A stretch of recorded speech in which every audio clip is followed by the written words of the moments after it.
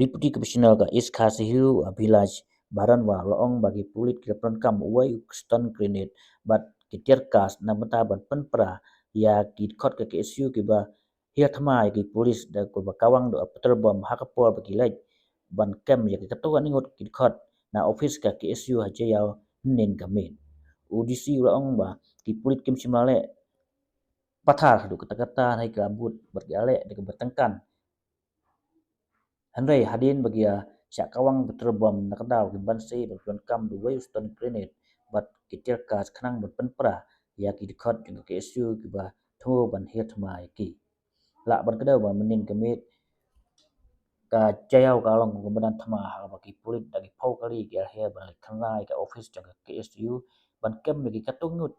ki dikhot ka seng ki ba suba udeng ti ban penhuri hura bat penmensa ki breu bat ki mari mata ha ka jingjai kali ka KSU hanin ka sngi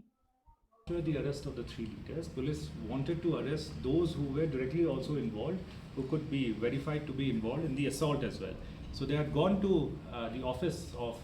KSU in Jaya. When they approached the office, at that time a petrol bomb was hurled on them. And accordingly, an FIR has been filed for that petrol bomb as well, for basically an attack on the police forces. Now, when a petrol bomb is hurled on them, the police has to respond. However, the response was absolutely proportionate. There was no indiscriminate use of stun grenades or tear gas. They had to use one stun grenade and they used tear gas just to be able to at least disperse the crowd which was trying to attack the police forces. However, after that, after the stun grenade, which basically unsettled the community, when the community leaders approached the police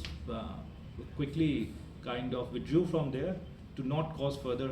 inconvenience to the people. But I do want to iterate that the response was proportionate.